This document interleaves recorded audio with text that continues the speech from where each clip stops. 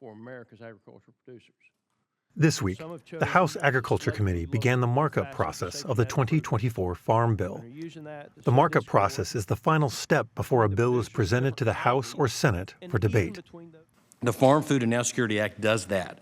It strengthens the farm safety net and protects crop insurance. It adjusts reference prices, and it modernizes the livestock indemnity program, dairy supports, and the Conservation Reserve program. I've long said that America is the freest country in the world, in part because we've never had to rely on another country for our food supply.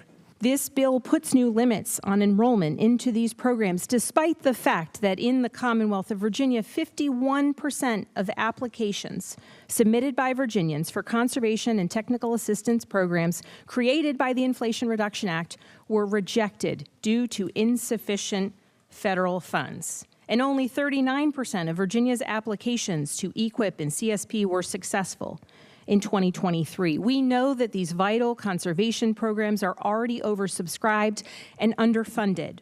The number one issue I hear from my producers in my district when I'm at home is the need to increase reference prices in Title I. This bill does that. The current reference prices were set in 2014 using production agriculture data that was finalized in 2012. U.S. farm income is projected to drop 23% this year due to falling commodity prices worldwide, yet the cost of production are expected to finish at the third highest level in history due to the Biden administration's failed economic policies and record inflation. The agriculture sector is a vastly different industry today than it was in 2012, and we must swiftly pass this legislation to ensure the farm safety net is actually providing risk management for our farmers and ranchers.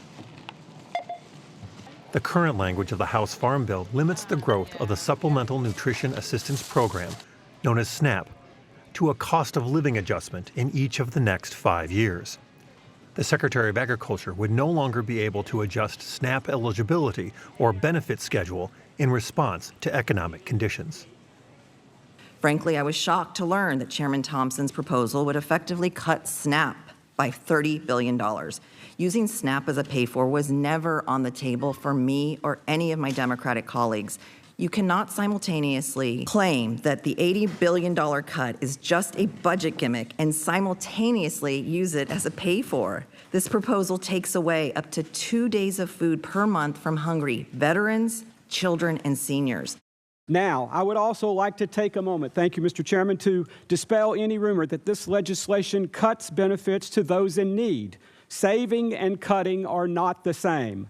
By reining in executive overreach and preventing future circumvention, the $27 billion in nutrition savings is reinvested into the Farm Bill. These savings originate from establishing guardrails on the Thrifty Food Plan and ensuring any future administration cannot abuse their authority by increasing or decreasing benefits unless cost neutral. The proceeding was briefly interrupted by a protest of the poultry industry. Why are hardworking Americans paying? For Market to Market, I'm Peter Tubbs.